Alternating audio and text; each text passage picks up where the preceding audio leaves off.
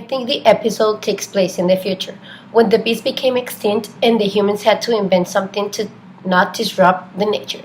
So they created tech bees, which did all the work that real bees did. But as always, the evil strikes, and a genius guy who had an experience of bullying towards someone he loved hacks the system and makes the purpose of the bees totally opposite by creating a game called #Death2, which had consequences or repercussions. Even though the police thought the targets of the psychopath hacker were the people who was nominated, at the end they solved the riddle. The real targets were all the people who participated and bullied the supposed targets. The technological development in the episode were the bees and the beehives. The problematic was that bees had become extinct and the flowers needed to be pollinated. Because of this, they created technological bees, as I said.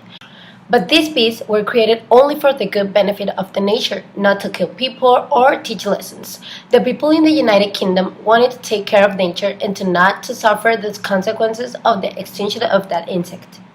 The megatrend I think it's related is to the advanced robotics because the bees are robots and they are made with algorithms who tell them how to be independent. And as far as I'm concerned, right now there's not such things as robotic animals who function that well. The ethical approach on this episode involves cyberbullying, a genius hacker guy trying to eliminate every single person who is part of this and a whole team of people and the government trying to stop him because of the massive killings that this caused. At the end, it shows how they got the guy who is guilty after time passed by, and that shows perseverance from the people involved and maybe honor the people who died because of him. Similar, we take nothing serious. Everything that is trending, we follow it, no matter the consequence.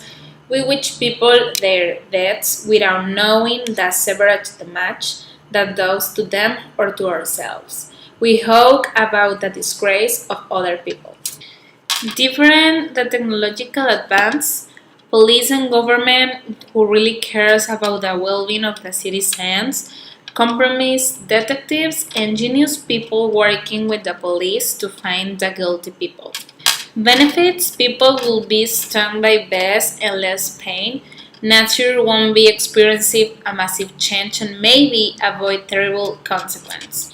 Disadvantages, there will be no natural honey, hackers changing their algorithms and use them to do something crazy. The food chain we all live with will be affected and the flowers will be pollinated from robot bees. I mean, that should be a natural process, not a robot process.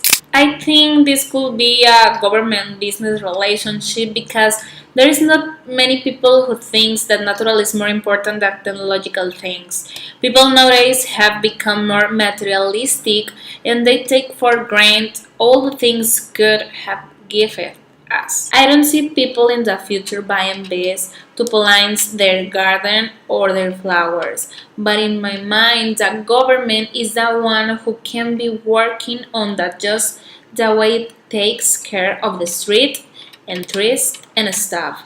I think this will be something they will want us to pay taxes.